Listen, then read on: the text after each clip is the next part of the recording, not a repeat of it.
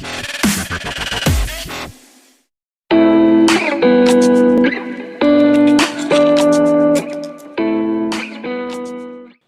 con un diplomado en Derechos Humanos por parte de la Universidad de la Ciudad de México.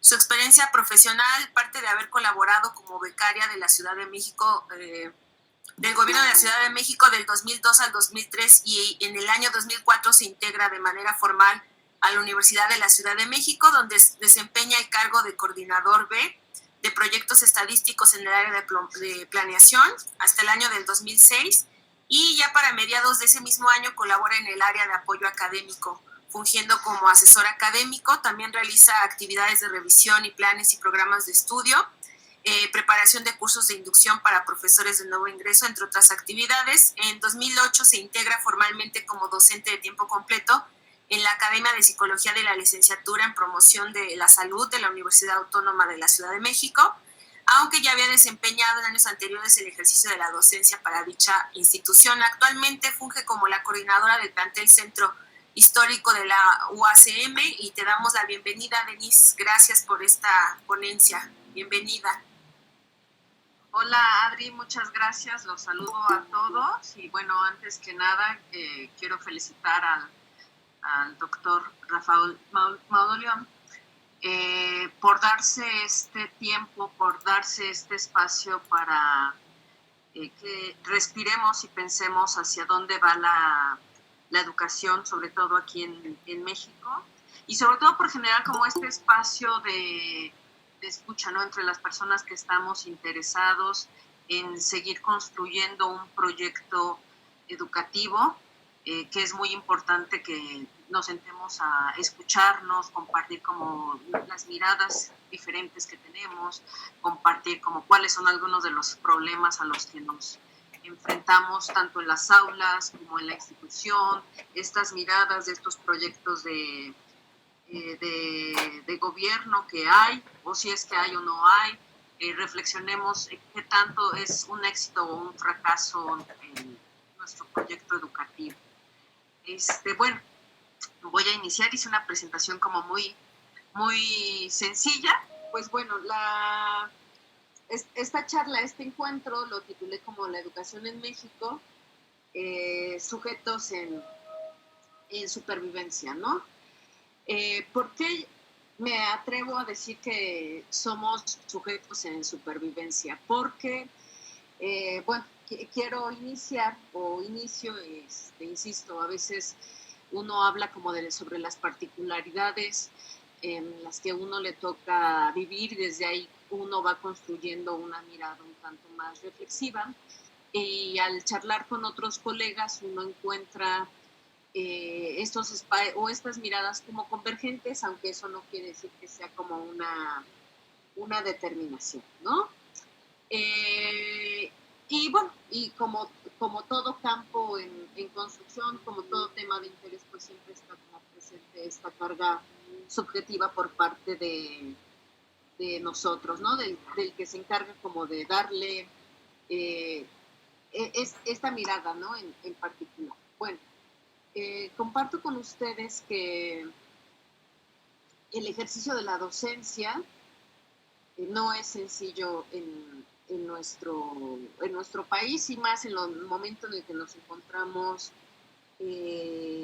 viviendo, ¿no? Porque como docentes nos vemos atravesados no solamente por los contenidos de un programa que se tiene que cumplir, ¿no? Nos vemos atravesados también por la cuestión de una mirada institucional, ¿no? Un proyecto institucional, los programas están apegados siempre a a un plan, ¿no?, de una licenciatura que se tiene que cubrir, ¿no?, a un perfil profesional, en el caso de la educación superior en México, y entonces hay un montón como de intereses que convergen y que de alguna forma están como proyectados siempre en el espacio del aula, ¿no? Y en ese sentido es importante hacer como una reflexión de lo macro a lo micro, aunque aquí voy a insistir que voy muy general, ¿no? ¿Cuál es el contexto nacional, ¿no? Ustedes si lo saben, existe una organización que es la Organización para la Cooperación y Desarrollo Económico, que es conocida como la OCDE, quien se encarga de hacer como una serie de recomendaciones a los países para generar como una serie de directrices o encaminar los proyectos educativos, además que también se encarga de hacer como ciertas o hacer evaluaciones, y con base en esas evaluaciones genera como estas directrices. Ahora, aquí sí es como muy importante el ver como este doble juego, ¿no? Si bien la finalidad básica sería como consolidar un proyecto educativo que permita homologar, ¿no?, el derecho a la educación a niveles internacionales. También es bien cierto, y eso se tiene que, o lo tendríamos nosotros como partícipes de la educación, es saber que, por ejemplo, se amarra a los países o se les condiciona para que puedan acceder a ciertos préstamos económicos, pues tienen que acatar estas directrices, ¿no? ¿Qué es lo que ha significado para nosotros, ¿no? Al tener que considerar estas directrices sobre los programas educativos, por ejemplo, desde hace unos años, no sé si lo tengan ustedes, lo sepan, pero por ejemplo en México se eliminó el que existan estudiantes reprobados, ¿no?, desde el nivel básico, y por ejemplo en la educación media o en la educación superior se hace una recomendación de que tiene que haber como un número mínimo. ¿Qué pasa como con esta recomendación? Tristemente, se anula la parte individual donde todos los sujetos aprendemos de manera diferente. Es decir, si bien es cierto que en el aula se tratan de generar condiciones para facilitar el aprendizaje en todos en todos los estudiantes, hay personas que tienen un proceso un tanto más pausado, así como hay personas que aprenden de manera muchísimo más rápida. Hay estudiantes que lo hacen de manera más pausada. Entonces, al anularle el derecho, porque eso también tendría que ser un derecho para el estudiante, el de que se le reconozca que su aprendizaje es muchísimo más pausado, más con otro ritmo que no va al de la media poblacional, pues aquí habría como hasta cierto punto un sentido de discriminación, ¿no? Eso cómo nos viene a impactar en los diferentes niveles educativos, que muchas veces el docente, por evitar tener algún problema, y sobre todo, ¿no?, con los padres de familia, pues pasa al estudiante, total, no pasa nada, no creo que no va a llegar a la universidad, no va a llegar a ser profesionista, ¿no?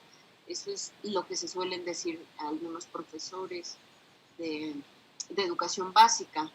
Y nosotros podríamos plantearnos como dónde queda esta dimensión ética en el ejercicio de este docente.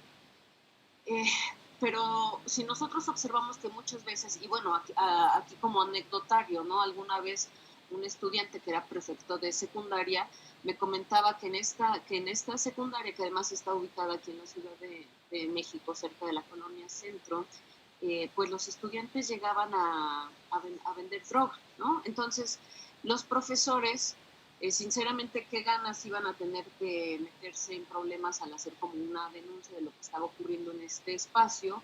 Porque muy probablemente al salir de la escuela, los propios papás, ¿no?, los propios padres de familia los estarían esperando para golpearlos, y eso es el mejor de los mejores casos, ¿no? Lamentablemente, pues, llegaban a amenazarlos con pistolas. Entonces, desafortunadamente no hay como una protección hacia la figura del docente, ¿no?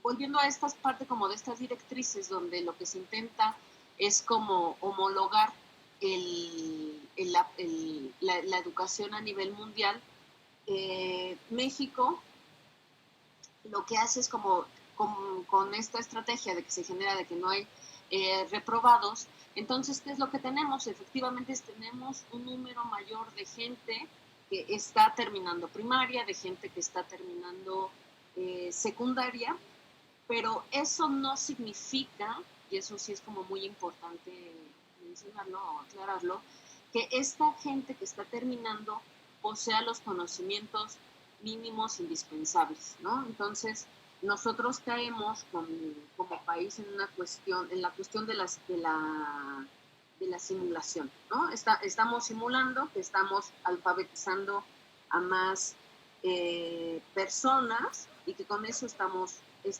cumpliendo la observación que nos hace la OCDE, ¿no?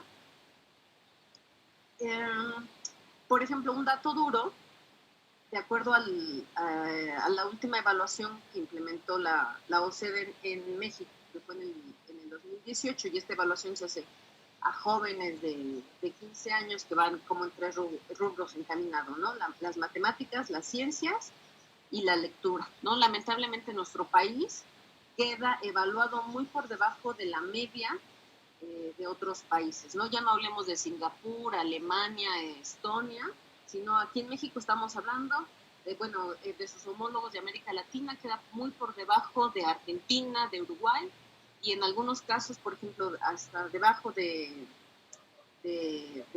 Brasil, ¿no? Es decir, se generan una serie de políticas y directrices institucionales que como país nosotros las tenemos que acatar y las tenemos que acatar para poder acceder a préstamos económicos, ¿no?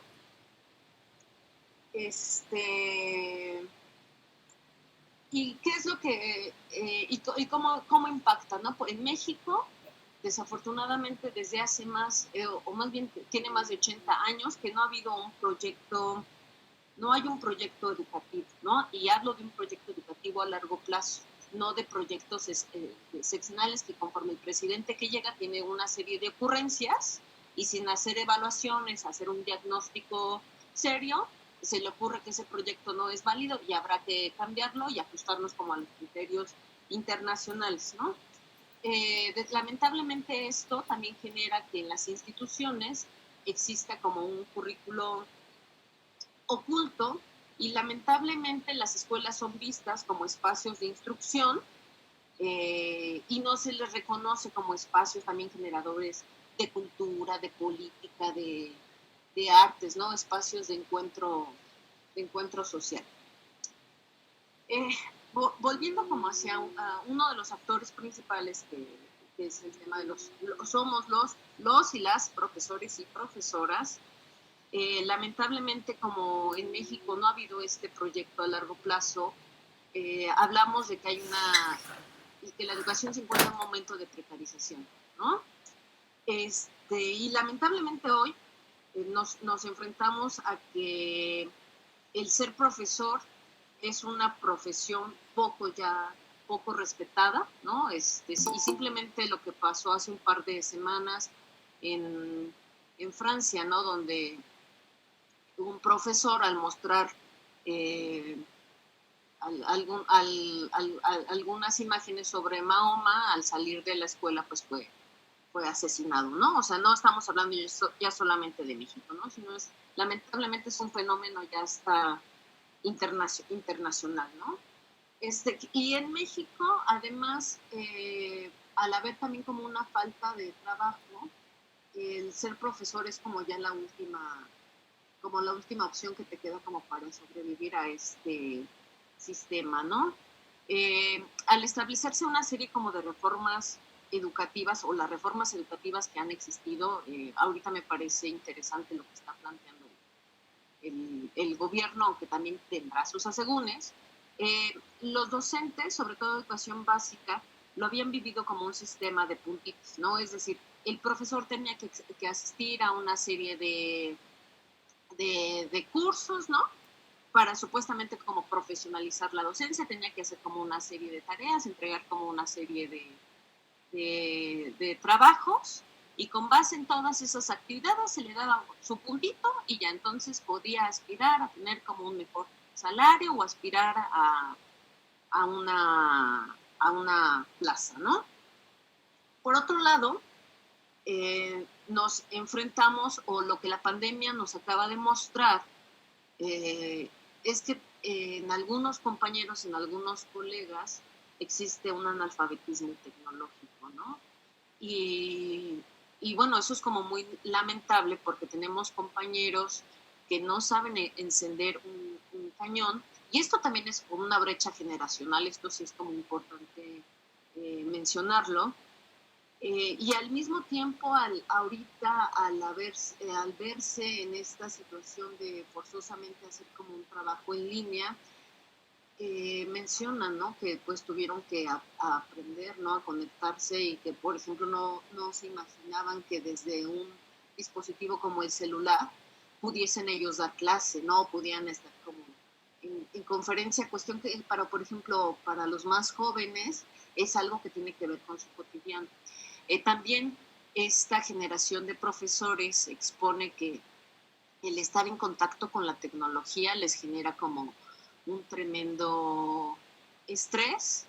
Y bueno, ahí el mismo sistema, fíjense, o sea, es muy fácil hacer como esta señalización y culpar a los profesores de que cómo es posible que no sepan encender un cañón, cómo es posible que no sepan utilizar Classroom, Google Meet, ¿no? Toda esta serie como de tecnologías que nos vinculan con nosotros. Y cuando, insisto, ¿no? Ha habido como una precarización de la educación, y muchas veces las instituciones no se encargan de capacitar al personal, y muchas veces si lo hacen, o eso que le llaman como capacitación, lo ven como un desperdicio de recursos, ¿no? En realidad son muy pocas las instituciones que se encargan de ir formando a los colegas.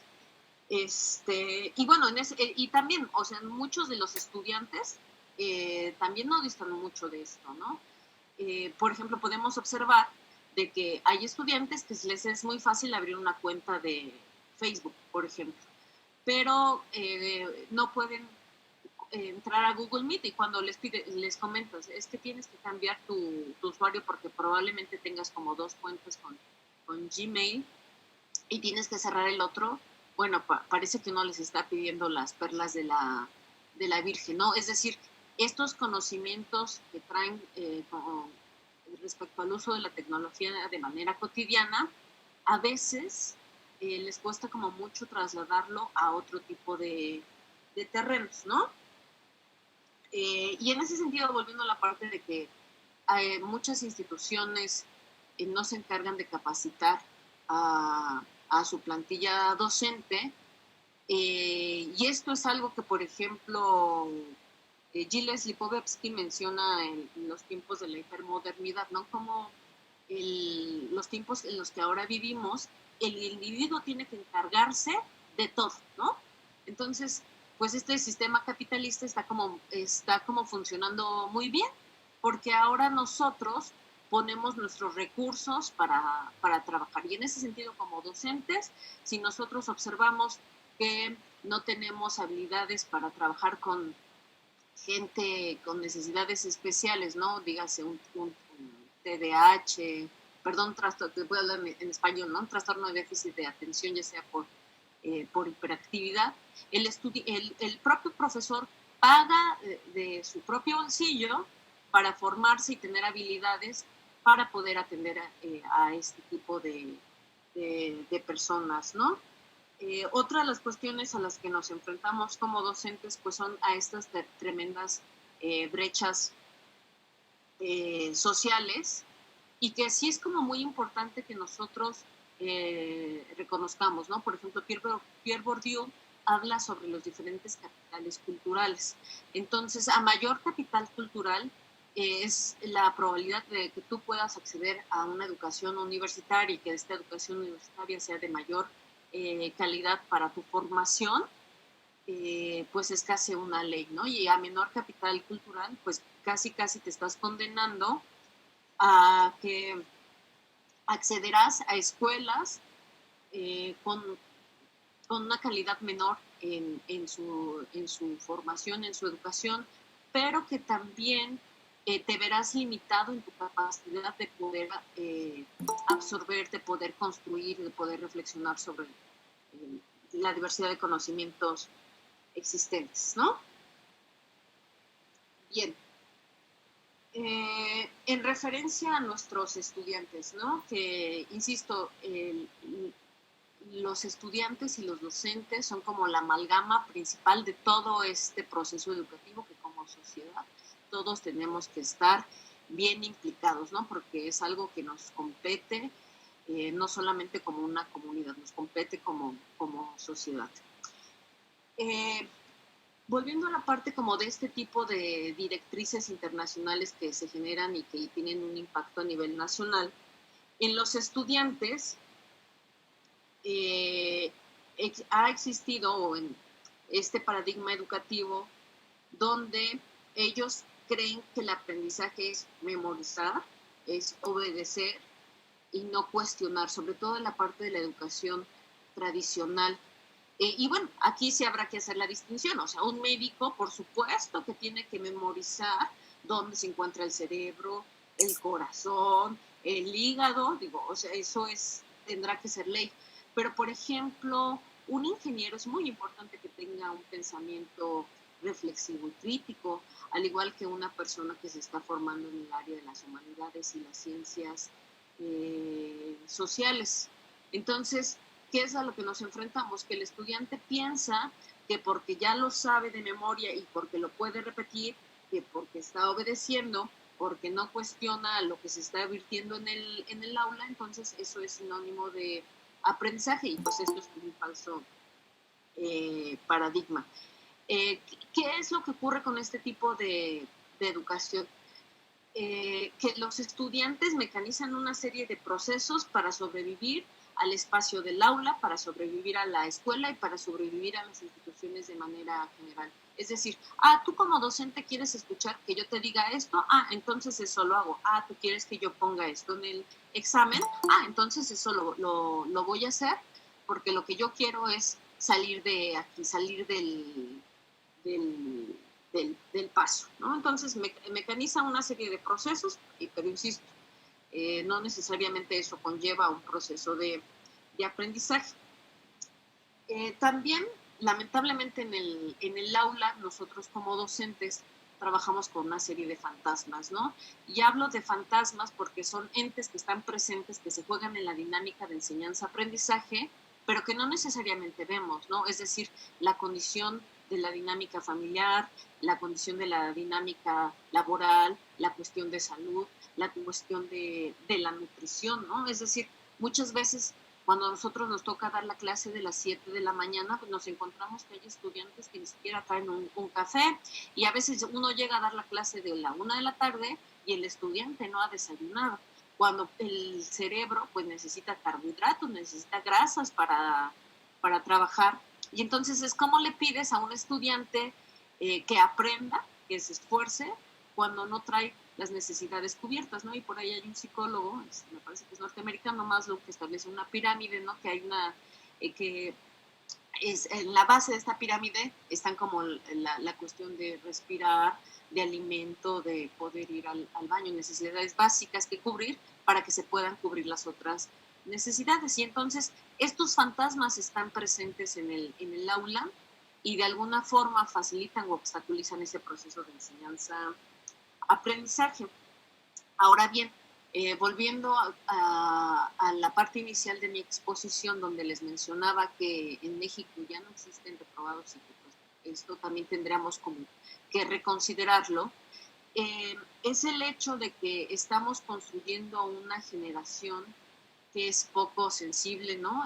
Estaríamos hablando de que se genera como el conflicto del pequeño tirano, porque estos estudiantes, como toda la vida, han pasado por las instituciones donde fue el 10 o el 7, ¿no? Les han regalado la calificación para no tener problemas con ellos, para no tener problemas con su familia, porque se enseñaron a que poner la respuesta como venía en el libro, les aseguraba una buena calificación.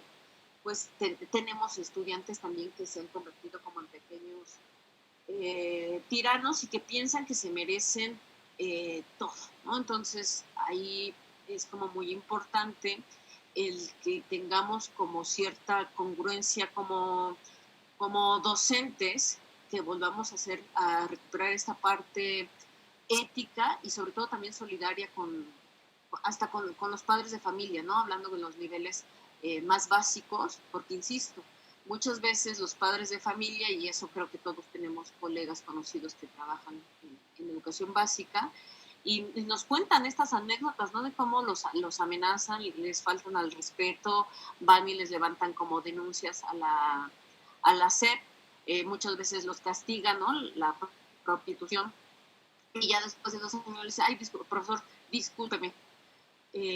Cuando el profesor muchas veces se ve hasta la necesidad de cambiarse de escuela, de centro de labor, porque tiene miedo a ser hostigado hasta por los padres de familia. Insisto, y eso la cuestión de la educación ciudadano, sociedad, va como muy ligada de la mano.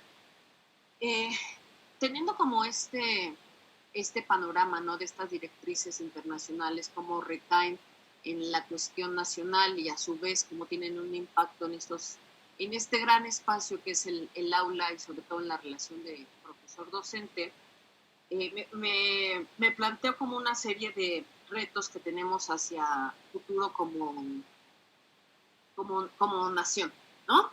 Y en ese sentido, la primer brecha, y eso al gobierno que esté presente, al Estado, no lo puede dejar de lado porque nos está haciendo mucho daño, es que efectivamente se tienen que eliminar estas tremendas brechas sociales.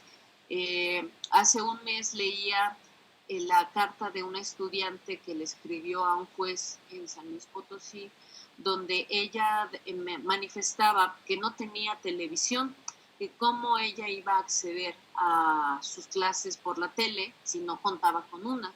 Entonces la sentencia que hace el juez es que le ordena a la escuela le proporcione una televisión para que esta niña pueda tener sus clases por la televisión, ¿no?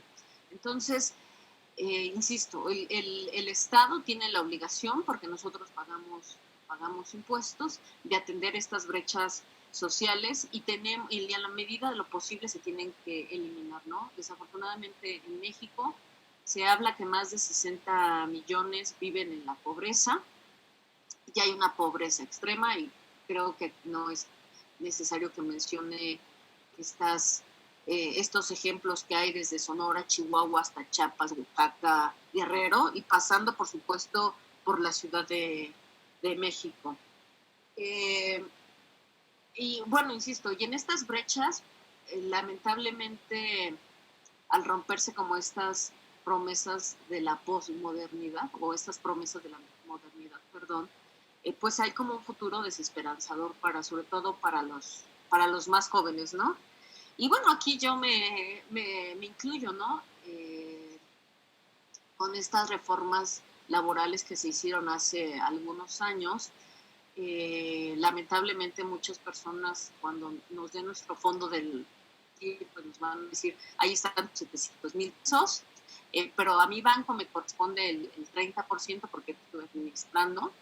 Entonces, pues intenta vivir con 500,000 pesos, probablemente 15 o 20 años más, ¿no? Es decir, el Estado, al hacer esta reforma, nos condena, ¿no? a las personas a seguir como buscando condición, pues buscar como un sustento económico porque no tenemos una vejez asegurada. Por otro lado, también la pandemia no solamente demostró aquí en México, ¿no? Demostró que a nivel internacional no hay un sistema de salud suficiente que tenga la capacidad de contener a todos sus ciudadanos. Y bueno, aquí en México nos hemos visto en esta necesidad de improvisar espacios, ¿no? Por ejemplo, en el autódromo y otros lugares para atender a las personas que no tienen IMSS, que no tienen ISSSTE, que no tienen como un seguro, pero que hay que atenderlas de manera emergente. Y también se evidenció cómo muchos de estas instituciones educativas, o cómo la salud, perdón, el sector salud estuvo olvidado por años. Y bueno, no quiero dar ejemplos, pero todos sabemos de que muchas veces se inauguraban hospitales y es lamentable porque se inauguraban sin el material para trabajar. Y ya no hablamos de aparatos, sino hablamos desde alcohol, gasas, vendas. Entonces, bueno, los jóvenes ahora sí miran que hay un futuro desesperanzador.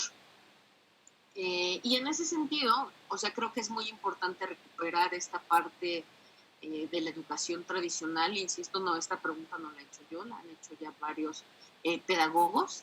Y creo que siempre tiene que estar presente en un proyecto educativo y tiene que estar presente en el espacio vivo que es el aula, ¿no? Y es para qué educar, ¿no? ¿Qué tipo de ciudadanos queremos conformar? ¿Qué tipo de profesionistas, ¿no? Remitiéndonos a una institución educativa, queremos que salgan, ¿no? Respecto a modificar el paradigma educativo vigente, hace 8 días el doctor hablaba de algo que es como bien importante reflexionar. Y él decía, y concuerdo con él, también comparto esa visión, que por ejemplo en el actual paradigma educativo se habla de competencias, ¿no? Competencias que engloba la parte de actitudes, aptitudes y conocimientos que debe tener como una persona. Pero ¿por qué hablar de competencias cuando podríamos estar refiriéndonos como a otro marco epistémico que da una cosmovisión de lo que implica ese sujeto en conformación, ese sujeto en construcción? Si nosotros estamos metiéndole ya la cabeza a la persona de que va a salir a competir, pues casi le estamos diciendo, tú vas a la guerra y tienes que salir como súper armado con todos los cuchillos y armas necesarias para la batalla, cuando en realidad nuestra sociedad necesita personas que quieran cooperar, que quieran ser más solidarios, que quieran ser hasta más compasivos, ¿no? Y bueno, en esta modificación de este paradigma educativo, que aunque sea una directriz internacional, no quiere decir que es lo que le conviene a nuestro país, sí es como muy importante el que se tenga una mirada muchísimo más integral de la educación. Y bueno, aquí recupero algo que está haciendo bien el actual gobierno, es que está integrando esta parte multicultural, multirracial, el reconocimiento de las diversas lenguas que se tienen en nuestro país. Y ese es como un primer paso. Pero también nosotros tenemos que integrar a las ciencias, las artes, las disciplinas, ¿no? Por ejemplo, ya hablan en el caso específico, por ejemplo, de las neurociencias. Se sabe en la actualidad que, por ejemplo, cuando las personas nos emocionamos, generas muchos neurotransmisores como la dopamina, como la serotonina, que van a facilitar la comunicación, este proceso que se llama sinapsis entre las neuronas, y que por lo tanto se van a establecer nuevas redes neuronales. Entonces, eso a su vez en un futuro a esa persona le va a facilitar el aprendizaje. Contrario, por ejemplo, al estrés. El estrés es una emoción que tiene la finalidad de 2 cosas. Una es que corras, ¿no? Que huyas del evento que te está estresando, o la otra es que enfrentes. Entonces, cuando tú te estresas, además de generar un montón de cortisol, y déjenme comentarles aquí algo bien interesante, ¿no? Para que a veces nosotros no sabemos por qué engordamos, y es que el estrés genera cortisol y cortisol hace que almacenemos grasa en el cuerpo. Entonces, digan, no estoy gordo por la cuestión de mi alimentación, estoy gordo por estrés, ¿no? Entonces, al estar estresados, déjenme compartirles que nosotros bloqueamos nuestro nivel de razonamiento, y al bloquearlo, pues estamos obstaculizando el aprendizaje. ¿Por qué? Porque el estrés lo que hace es que nosotros generemos adrenalina, y la adrenalina es huye o enfrenta, pero... Y en muchos casos las personas que nos quedan paralizadas, y es cuando te dicen, pues es que se me bloqueó el cerebro, o sea, no podía ya pensar, no entendía. Pues es como esta cuestión de estrés, ¿no? También es como muy importante el que integremos a la sociología, a la filosofía siempre, este otro tipo de miradas que pueden hacer como muchísimo más enriquecedor el proceso educativo. Y por supuesto la tecnología, pero aquí en la tecnología a mí sí me gustaría poner como unos asteriscos, ponerlo en negritas y subrayarlo. La inclusión de la tecnología sobre todo debe estar como para, yo lo veo como para la educación secundaria, para la educación media y para la educación superior, no así como para la educación básica, porque en la educación primaria es muy importante que nuestros niños aprendan a socializar, aprendan a resolver problemas. Fíjense, el primer esquema de relación que establece nuestro cuerpo, que establece nuestro cerebro, es la relación de cerebro-ojo-mano. Cuando tú observas a un bebito, ¿no? Sobre todo los primeros meses de vida, tú te percatas que el niño observa su mano y que la acerca, la pone a cierta distancia, o que muchas veces choca con su manita y el niño se sorprende y se ríe. Es porque su cerebro está construyendo esta relación de cerebro-ojo-mano. Entonces, muchas veces nosotros, y por ejemplo ahora se sabe que en situaciones educativas serias como Harvard, por ejemplo, les piden a sus estudiantes que tome apuntes con papel y lápiz. ¿Por qué? Porque se reconoce que este proceso kinesiológico, ¿no? este primer esquema de aprendizaje facilita, ¿no? La adquisición de nuevos, la incorporación de conocimiento o de nuevos conocimientos, a diferencia de, por ejemplo, cuando, sobre todo, ¿no? Ahora los estudiantes lo que hacen es que, maestra, ¿me da chance de tomarle foto al pizarrón? Entonces, eso, pues, bueno, de alguna forma le ayuda, ¿no? A que no haga sus apuntes, pero al mismo tiempo obstaculiza el que él pueda reflexionar sobre lo que está aprendiendo, ¿no? Entonces, en la educación básica, volviendo al tema de que estoy hablando sobre la incorporación de la tecnología, es muy importante, y además los niños están aprendiendo a autorregularse. Si nosotros como adultos decimos, ay, me voy a meter 5 minutos al Facebook y terminamos 1 hora, al niño le es muchísimo más difícil. Ahora aquí sí le comento otro proceso interesante, con el cual tenemos que estar como combatiendo de manera continua a los docentes. Nos estamos enfrentando a que nuestros estudiantes en estas aulas o ciberaulas, ¿no? Estas videoconferencias, estas videoclases, se nos aburren. ¿Por qué? Porque la persona, y sobre todo los niños pequeños, cuando el papá le da el celular, le da la iPad, la construcción de estas páginas, ¿no? Tiene una sobreestimulación que provoca en el cerebro que se produzcan grandes dosis de dopamina. Y ojo, la dopamina sí es como muy buena, pero también genera una tremenda adicción. Entonces, cuando nosotros llegamos al aula o bien estamos como en videoconferencia con los estudiantes, pues los estudiantes se nos aburren porque su cerebro lo que les está pidiendo es que, hey, profe, dame mi sobrecarga, mi sobreestimulación de dopamina, y pues muchas veces nosotros no se la podemos, no se la podemos dar, a diferencia como de estos dispositivos. Por eso yo sí sugiero a que el estudiante tenga una mayor madurez y que en educación básica el uso de estos sea mínimo, ¿no? También creo que en este futuro, por ejemplo, aquí se los puse en mi diapositiva, que expertos en materias sin la necesidad de grados, ¿no?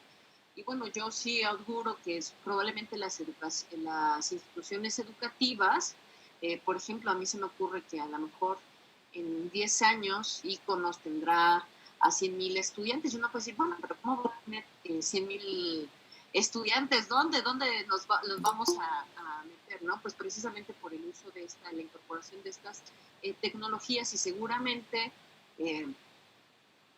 tendremos como a profesionistas que estén compartiendo sus conocimientos desde sus propios campos de acción, ¿no? Es decir, el estudiante podrá estarse formando, no sé, ¿no? Con Steve Jobs, en paz descanse.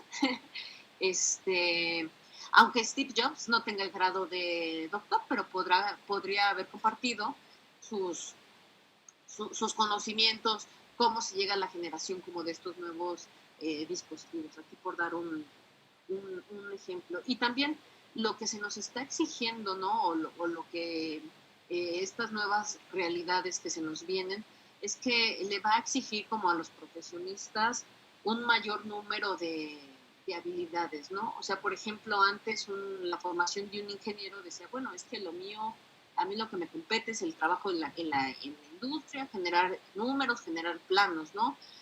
Sin embargo, el tener una formación, por ejemplo, en filosofía, en sociología, en comunicación, lo invitará a que vea como cuáles son esos usos que se le va a dar a ese proyecto que está construyendo, por ejemplo, un parque, ¿no? Es decir, no solamente el pensar que van a venir niños a jugar, ¿no? Sino que va a haber una comunidad a la redonda que va a ser partícipe de este espacio y que probablemente le tendrá que dar usos, otro tipo de usos, y él tendrá que, en este proceso creativo, imaginar cuáles serán esos usos, ¿no? Y bueno, eso también obliga a estos profesionistas que se estarán conformando a tener como estas miradas transdisciplinarias, ¿no? Para poder dialogar con otros profesionistas. También hablando en lo referente a la educación superior, algo que nos está dejando la pandemia es que el acceso a la información se encuentra en muchos lados. Y entonces que en ese sentido, nosotros como docentes tenemos que de hacer a un lado, dejar de mirarnos como los sabelotodos. O sea, día a día se produce muchísimo conocimiento, muchísima información y es imposible que podamos saber todo esto, ¿no? Y en ese sentido la mirada hacia el docente tendrá que cambiar como un guía o como un experto en cierta materia, pero que no lo sabemos todo, ¿no? Y entonces en ese sentido será importante el que recuperemos esto, que insisto, yo no lo propuse, lo han trabajado ya en modelos pedagógicos de los años 70, sino solamente aquí en México, lo han trabajado en otros países, que es recuperar esta parte del aprender a aprender, el aprender a hacer, el aprender a investigar, que ahorita son habilidades fundamentales para la formación de cualquier profesionista. Y bueno, otro punto que hablo de estos retos hacia el futuro es que la docencia en México se tiene que profesionalizar, ¿no? Es decir, tiene que dejar ser vista como el patito feo de las profesiones, e insisto, y el mismo Estado, nosotros como sociedad tenemos que exigir que como docentes tenemos que profesionalizarnos, y esto implica efectivamente consolidar una formación que nos implique el adquirir como modelos pedagógicos, adquirir como modelos didácticos, y no solamente pensar que hay una forma o solo hay una forma correcta de enseñar a aprender al estudiante, ¿no? También es importante en ese sentido la parte de la evaluación. Cuando yo hablo sobre que como nación tenemos que construir un proyecto a largo plazo y no solamente algo de un sexenio, por ejemplo, les hablo, ¿no? La universidad donde actualmente laboro el próximo año va a cumplir 20 años, ¿no? Y todavía nos encontramos en un proceso de darle como cierta estructura, de seguir generando normas que nos permitan ir regulando nuestra actividad, nuestra cotidianidad. Pero ya pasaron 20 años. Entonces, en ese sentido es importante que este proyecto educativo que se construya a largo plazo tenga sus momentos de evaluación. Desafortunadamente en México, como entendemos, la evaluación es una forma de, ay, profesor, tus estudiantes no pasaron, bueno, tienes un puntito menos. Pero es importante que nosotros nos replanteemos y que nosotros podamos hacer un diagnóstico de qué es lo que nos ha funcionado, qué nos funciona bien, qué podemos continuar utilizando para nuestro presente y para el futuro, pero qué cosas son obsoletas, ¿no? Por ejemplo, se habla de que en Singapur los profesores hacen un ejercicio de codocencia. Entonces, el otro profesor hace una serie como de observaciones a su colega y así a su vez después tienen una reunión donde como colegas mencionan, ¿no? qué les está funcionando, qué no les está funcionando, y eso les permite generar como una dirección hacia su propio proyecto educativo. Pero sí es importante que nos evaluemos y sobre todo eliminar esa mirada punitiva. porque muchas veces los profesores y sobre todo de educación básica tienen miedo a ser evaluados porque eso implicará tener un salario menos digno, ¿no? Le implicará también no poder acceder a una serie como de remuneraciones. Y bueno, aquí también tendría que ir muy de la mano el ejercicio de la docencia, para que deje de sobrevivir en México, debe de recibir como docente, tiene que recibir un salario digno. También es importante que nosotros incluyamos una visión muchísimo más humanista. Desafortunadamente, al entender al sujeto como un técnico, como un robot que tiene que salir a cumplir una serie de tareas, nuestra educación pierde esa visión humanista y nosotros tenemos que entender que estamos trabajando para personas, que estamos en servicio de personas, de comunidades, con trasfondos culturales, con necesidades como muy particulares, pero que nosotros somos siempre humanos y que bueno, además también se tiene que atender la parte ambiental, la parte de los animales, ¿no? Es decir, tiene que ser como una visión siempre más en complemento y dejar de mirarnos como de manera aislada, ¿no? Es decir, estos consumos desmedidos que tenemos a veces, por ejemplo, de cada año estar renovando el celular y pues total, no pasa nada, sí pasa, ¿no? Tu consumo genera basura, ¿no?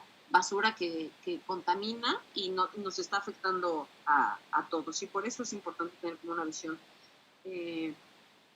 humanista.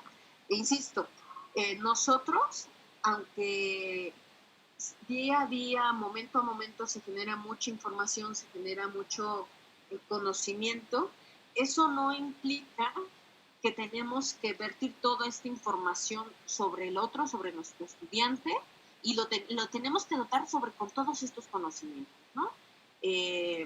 Paulo Freire habla sobre este tipo de educación, que es una educación bancaria, y yo creo que sí es muy importante que en este momento se renuncie a ello, y también tenemos que apostar, aquí yo hablo, ¿no? Que apostar por el error.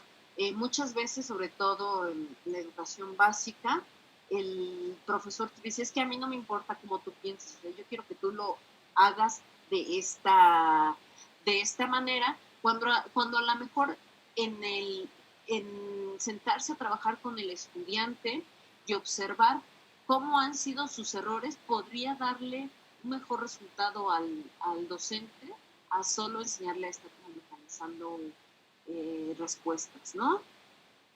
También algo que no debemos dejar de fuera, aunque suene como muy idílico, es la cuestión de, y eso nuestros estudiantes se dan cuenta, ¿no? El estudiante luego se da cuenta cuando tu profesor ama y tiene pasión por lo que hace.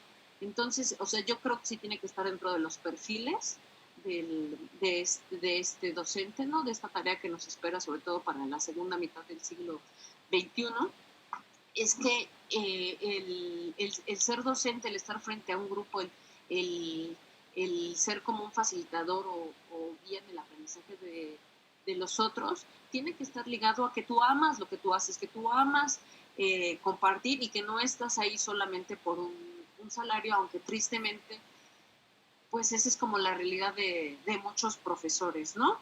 Y bueno, en la actualidad también se habla, por ejemplo, del aprendizaje basado en la resolución de problemas, porque al estudiante al enfrentarlo como a problemas, lo obligas a ser como más creativo, lo obligas de alguna forma a que genere diversas respuestas, y es lo que ahorita en nuestro momento histórico nos está exigiendo, ¿no? Que seamos creativos no solamente para sobrevivir a la pandemia, ¿no? Que seamos creativos para aprender a estar en nuestra casa, que seamos creativos para aprender a estar con nuestros seres queridos, porque de alguna forma el estar compartiendo las 24 horas pues desgasta las relaciones. Entonces tenemos que aprender a ser creativos, y creo que sí es una buena apuesta el recuperar este aprendizaje basado en resolución de problemas, aunque pues bueno, también la dinámica del aula, el recuperar los objetivos de los programas, también el estudiante tiene que ser como muchísimo más activo, y en ese sentido puede proponer, ¿no? Cómo puede abordar como diversos temas, y eso a veces nosotros pensamos que solamente recae en los adultos. Cuando uno trabaja a veces con niños pequeños y tienes como esta oportunidad de también de implementar este tipo de estrategias, de verdad que uno observa que a veces los hemos como subestimado, y también ellos desde su pequeño mundo tienen esta oportunidad de generar estrategias de aprendizaje. Y bueno, finalmente cierro mi participación, que es importante el que como Estado, como sociedad, tenemos que reconocer que hay dos pilares fundamentales en el espacio de la enseñanza-aprendizaje, que es el estudiante y el docente. Pero tenemos que revalorizar, y ahí sí es muy importante estas miradas que se tienen desde el Estado, que se tienen desde los medios masivos, desde la parte como administrativa de las instituciones, la importancia que tiene el docente, insisto, no solamente para la escuela, sino la importancia que tenemos como docentes en la conformación de sociedades, y reconocer que somos hacedores de circunstancias, que somos más activos de lo que creemos, de esto que se nos ha hecho creer, y en ese sentido tenemos que dejar de sobrevivir a estos como proyectos educativos que tenemos, que nos están dañando, y también sentirnos orgullosos, porque yo creo que la actividad más noble que puede existir es la de comprometerse a formar a otro ser humano. Gracias.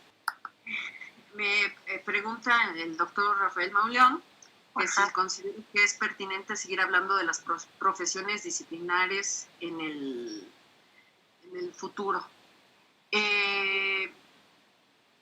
Creo que nosotros como profesionistas y estamos viviendo un tiempo que es como muy interesante por toda la información que, insisto, toda la información, todo el conocimiento que se genera día a día, pero sí debemos de tener como esta humildad de decir, a ver, yo hasta aquí puedo abordar, puedo entender este tema, mi aporte es este, y en ese sentido sí nos exige esta parte como de esta humildad, o sea, cada día surge más una mayor especialización de la ultra especialización, y entonces el querer como abarcar todo, o sea, va a resultar como imposible, ¿no? Entonces lo que tenemos que hacer es decir, yo estoy hablando desde esta particularidad de la parcela, pero sí tenemos la obligación, porque creo que ese ha sido como uno de los grandes errores, que tanto hemos ido fragmentando que olvidamos integrar,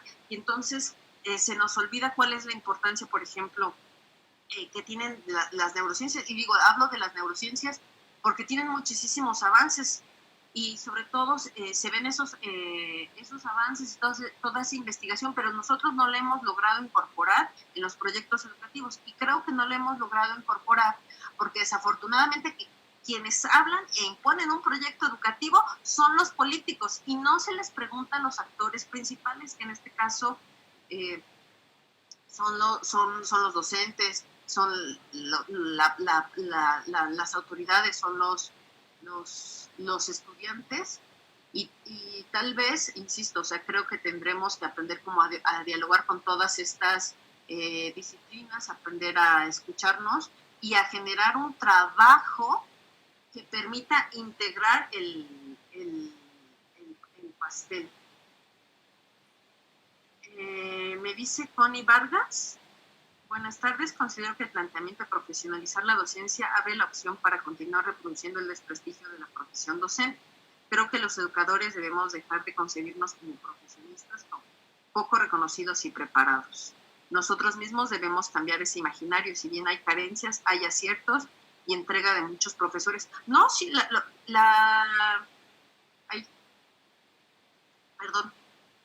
efectivamente, o sea, nosotros podemos observar cómo hay profesores en provincia que hacen tremendos esfuerzos, ¿no? O y diario noticias salen, ¿no? De cómo hay profesores que tienen que caminar hasta 15 kilómetros para compartir o darles clase a sus estudiantes, cómo se han generado como ciertos espacios. Pero cuando yo hablo de profesionalizar la docencia, hablo de que, por ejemplo, se le tiene que reconocer, porque la gente tristemente cree que ser docente es, llego, me paro y ya, o sea, doy la clase de lo que se me ocurra. No, o sea, nosotros como docentes investigamos sobre el tema, pensamos a qué población va a estar dirigido nuestro tema, cuáles van a ser nuestras estrategias. Todo el tiempo nosotros como docentes estamos en el ejercicio de la investigación. Y, por ejemplo, hablando, por ejemplo, del sistema del CONACYT, el CONACYT pondera mucho la cuestión de la investigación referente hacia ciertos temas. Pero insisto, nosotros como docentes investigamos en nuestra práctica cotidiana, tenemos que estar hablando de temas actualizados. No podemos darle al estudiante, y aunque a veces sí lo hacemos, pero tenemos que explicar como todo un contexto de, a ver, cómo por ejemplo surge la penicilina, se lo tendrás que explicar, aunque te remitas al pasado. Entonces yo creo que sí se le tiene que reconocer que la tarea del docente no es una tarea sencilla y sobre todo, como bien mencionas, Connie, nosotros principalmente tenemos que valorar nuestra actividad, porque además es una actividad de 24 horas los 365 días del año. Nosotros como docentes vamos al cine, dices, qué interesante escena, la voy a comentar en clase y entonces voy a hablar como de este tópico. Lees el periódico en la mañana y dices, voy a recuperar esta noticia para mi clase de al rato. Muchas veces los fines de semana te llevas las tareas y no solamente es de que nos llevemos la tarea, ¿no? Muchas veces como docentes somos contactados por nuestros estudiantes, nos piden algún consejo a nosotros y nos consultan sobre cuestiones como muy personales, y ese es un trabajo que se tiene que reconocer, y en esa medida hablo de profesionalizar la docencia, porque sí, mi lectura es que aquí en México no se le ha dado el valor que se le tendría que dar a los docentes, y muchas veces nosotros, por ejemplo, ponemos de nuestros propios recursos para tratar como de subsanar una serie de deficiencias que muchas veces las instituciones no lo ven, ¿no? Los profesores, por ejemplo, compran sus hojas, compran su tinta para las impresoras, compran sus plumones. La verdad que nuestra tarea no es sencilla ya a cualquier nivel, ¿no? Y bueno, sobre todo con los profesores de educación básica, no hay estudios de burnout, de cómo ellos tienen unos niveles de estrés muy, muy fuertes, y lamentablemente en nuestro país perciben salarios poco dignos, ¿no? Bien, Adriana me pregunta, mencionas que como docentes estamos frente a una generación poco sensible. ¿Cuáles serían los temas en donde urge sensibilizar para que los docentes trabajemos en ello? Pues la mirada hacia el otro, ¿no? Es decir, creo que en esta era de la inmediatez y en esta era del nihilismo, y donde todo nos genera como mucho placer, a veces nosotros somos como poco sensibles, y por eso hace rato hablaba de la cuestión de la compasión, de mirar al otro, ¿no? A veces uno, cuando te toca trabajar con estudiantes de escuelas particulares, resulta que, claro, conozco el metro de París, conozco el metro de Londres, pero no conocen el metro de la Ciudad de México, no conocen la estación Bondojito, no conocen Patitlán, y entonces no hay acercarse al otro, y no como no en una mirada superior de te voy a estudiar, te voy a analizar, no, en una relación de pararse a él como un igual, de reconocer lo que él también trae, un bagaje cultural que también es hacedor de sus circunstancias, ¿no? Eso creo que es como muy importante que nosotros lo trabajemos en en las aulas, ¿no? Porque, insisto, desde el nivel muy básico hasta el nivel superior, hay un montón de problemáticas que nos atraviesan, problemáticas que podemos ver que convergen y otras que tienen impactos en otros espacios, pero quienes, insisto, donde tienen que venir las reformas educativas tiene que ser a partir de los principales actores. Bueno, y en diferencia de cómo podríamos explicar la oferta tan amplia de posgrados, doctorados y de educación en general, es que también nosotros tenemos, como profesionistas, tenemos como una necesidad de continuarnos formando, y a mí eso me parece muy, muy sano, que si bien es cierto, el Estado tendría la obligación de contribuir a nuestra formación, nosotros busquemos ofrecer, no solamente en la cuestión de la educación, sino en los espacios donde vamos colaborando, ofrecer un poco mayor de calidad, y en ese sentido a mí me parece que es muy sano que haya como una mayor oferta y que esta oferta también sea diversa, porque, bueno, sin ser especialista, ¿no? En la materia, es cierto que cada institución tiene un currículo, pero también hay un currículo oculto, y nosotros podemos acceder a una educación que insisto, que nos permita a su vez tener como un impacto en otros espacios donde nosotros vamos colaborando, ¿no? Y ahora me mencionas, y la oferta en la calidad en el ejercicio del docente. O sea, por eso a mí me parece que es como fundamental, ojo, la evaluación. Pero, ¿no? Y aquí sí hay que ponerle como los asteriscos, sin estas miradas como punitivas, ¿no? Es decir, pues es que eres un pésimo docente, entonces por lo tanto te voy a quitar tus puntos, ¿no? A ver, como docente te está fallando esto, entonces voy a tratar como de formarte en esto, o tus propios pares pueden contribuir a que tú tengas, adquieras como esa habilidad para mejorar, pero sí creo que de la evaluación tiene que estar como muy separada esta mirada punitiva, como se ha venido haciendo en nuestro país, ¿no? Parecería, me dice Luis Antonio Rivera Díaz, pareciera un acuerdo general decir que hay una pauperización de la profesión docente. ¿En qué medida somos los docentes responsables de este empobrecimiento? Puede realizarse acupunturas que apunten a un cambio estructural, pero en el corto plazo generen un cambio cualitativo favorable en el mejoramiento de nuestra tarea. Pues lamentablemente, o sea, yo creo que tiene que ver con esta parte de que nuestros gobiernos, por eso se acuerdan que en un inicio yo decía, puede ser como un éxito o un fracaso, pues no lo leamos, ¿no? Porque igual resulta que este tipo de educación es un éxito para ciertas personas que les interesa tener una mano de obra barata, personas que sean como muy obedientes, que no los cuestionen. Entonces a lo mejor ahí es un éxito estos modelos educativos,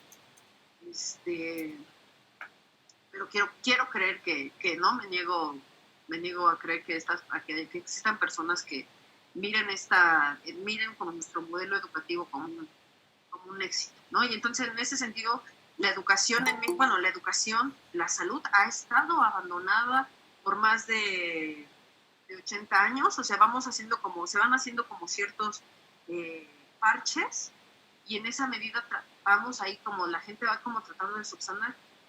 Lo que observo en lo cotidiano, y yo creo que aquí muchos podemos coincidir, es que efectivamente nosotros como docentes en el espacio del aula, insisto, se vierten como muchas cosas que es imposible, o sea, de verdad que necesitaría ser como una persona muy, muy fría, muy ajena a las necesidades humanas, a las necesidades sociales, para decir, pues a mí no me afecta, que no dudo que existan compañeros así, colegas así, pero el grueso de los docentes sí estamos preocupados por tener como una mejor calidad en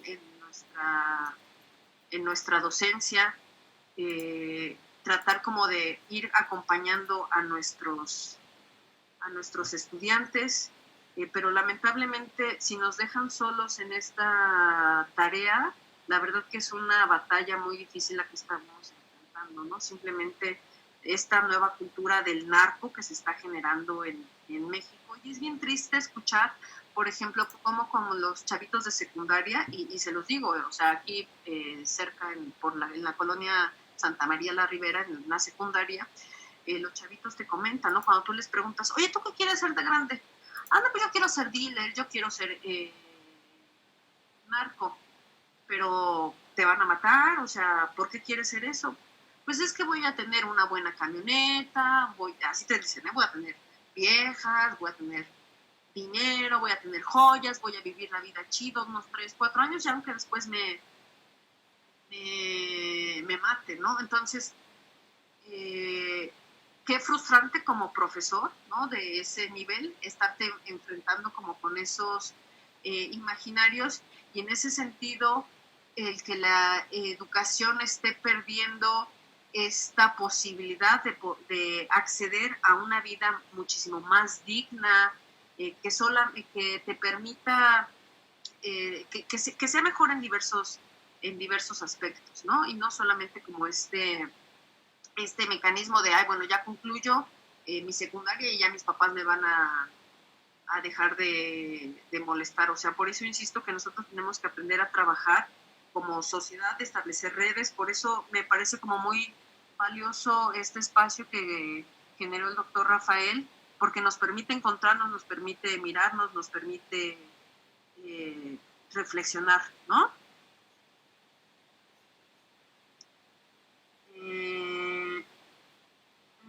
Luego me pregunta Juan Antonio Madrid Vargas, ¿podría pensarse que los títulos académicos son obsoletos que suelen disfrazar la ignorancia? Aquí hay que ser como muy cuidadoso con la mirada, ¿no? Si nosotros nos preguntamos qué significa licenciado, es una licencia para ejercer con, ¿no? Es decir, que está avalando que poseemos una serie de conocimientos, habilidades y actitudes. Fíjense, cuando estaba yo en la licenciatura, me acuerdo que un maestro nos decía que cuando uno termina la licenciatura, tú no puedes decir que no podrías decir que eres psicólogo, ¿no? Diría que estás como en un nivel donde tú puedes entender los diferentes campos de acción de la psicología. Y cuando tú llegas a la maestría o al doctorado, ya podría uno decir o aspirar a decir que eres psicólogo en la medida o en la pequeña como particularidad. Pero que el decir que se posee un montón de conocimientos sobre esta ciencia, pues resultaba un absurdo. Por eso yo recuperaba este planteamiento que se hacía en la década de los 70 y que hicieron ya varios pedagogos, que era el aprender a aprender, porque esta es una habilidad muy importante que debemos de tener como profesionistas, y además que nos coloca en una postura de humildad de reconocer de que yo no sé todo, pero sí puedo aprender a hacer nuevas cosas, ¿no? El aprender a hacer, ¿no? Y el aprender a investigar, que creo que la investigación es una habilidad fundamental para estos nuevos o estas situaciones emergentes que se nos están presentando, ¿no? O sea, si bien es cierto, uno habla como de estas generalizaciones que se viven en nuestro contexto nacional, sería como absurdo ponerle la etiqueta de, no, todos los títulos entonces son obsoletos y están disfrazando la ignorancia, ¿no? O sea, ahí hay que quedarnos en una dimensión un poco más humilde. Luego me dice, no habrán correos, están enviando spams troyanos. Muchas gracias por su visión. Tiberio Cepeda, pareciera que en la educación superior hay un juego de doble moral. Las autoridades hacen como que auditan y muchos docentes hacen como que enseñan. Incluso hay quienes en escuelas privadas toman materias que no dominan con tal de cubrir su cuota de horas que se traducen en dinero. Asunto que no es algo que se puede tomar a la ligera. Sí, o sea, por eso insisto que que tenemos que aprender a valorizar cuál es el papel del docente, para qué estamos educando. Y también, o sea, yo entiendo a estos colegas que desafortunadamente se acercan a la docencia porque no encuentran trabajo dentro de su campo de acción, no encuentran trabajo de su profesión y entonces llegan a la educación y pues ya que, ¿no? Aquí lo interesante es que si esto es lo último que te está quedando como opción para recibir un salario, lo hagamos, insisto, como desde un campo de humildad, con la capacidad de decir, me voy a formar, lo voy a tomar con todo el compromiso que implica, porque además nosotros en el aula, tú te percatas de esta mirada como tan subjetiva que se establece con el estudiante, ¿no? A veces, de verdad, eso es, el estudiante proyecta, perdón que les hable con términos de la psicología, pero muchas veces el estudiante proyecta en el aula las relaciones o los vacíos existenciales que trae de la familia, ¿no? Y a veces buscan la mirada del docente, está buscando la mirada de la mamá o del papá y quiere que lo voltees a ver y quiere que lo reconozcas. Y uno podría decir, no, es que eso no compete al espacio del aula. Pero si nosotros en el aula no generamos este espacio de contención, este espacio de que el estudiante vuelva a anhelar a aprender, porque nosotros estamos haciendo algo mal en las escuelas, que fíjense, cuando nosotros somos pequeños, tú quieres aprender a leer, aprender a escribir, quieres aprender matemáticas. Y algo estamos haciendo en la escuela, ¿no? Que cuando terminas, por ejemplo, la secundaria y bachillerato, tú no quieres volver a saber nada de la escuela, quieres aventar los libros y odias todo lo que tiene que ver con la escuela. Cuando la escuela tendría que ser como un espacio donde las personas disfruten esta adquisición, esta conformación de conocimientos que hace esta construcción, pero también un espacio de encuentro y de conformación de otro tipo de identidades. Y cuando hablo como un espacio de contención, insisto, creo que los niveles de violencia que estamos viviendo en el país por la cuestión de feminicidios, por la cuestión de la narcocultura, no nos está haciendo, no nos hace nada bien. Y entonces el revalorar a los actores que están en la escuela, creo que nos haría como mucho, nos sería como muy sano, insisto, pero tenemos que empezar como por nosotros mismos, pues efectivamente, ¿no? Lamentablemente, por eso hablo que estamos en una cuestión como de sobrevivencia.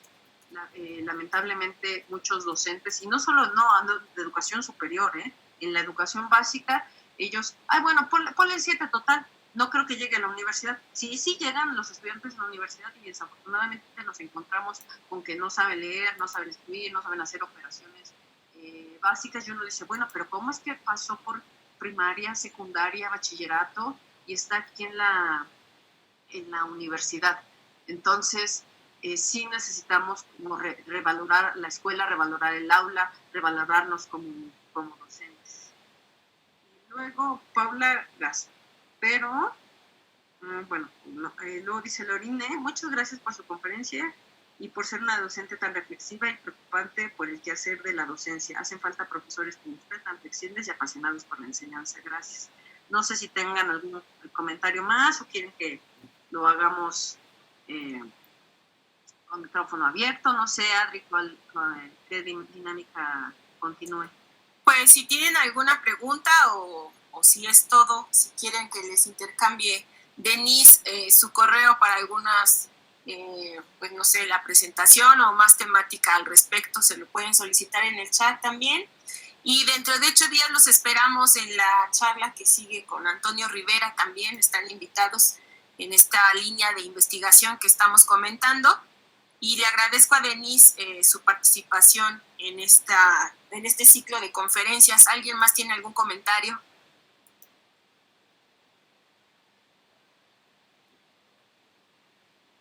No, yo solamente agradecer también a Denise, pues felicidades Denise, creo que las ideas que nos dejas son para reflexionar pues nuestra práctica educativa y pues de nuevo, Gracias por tu participación.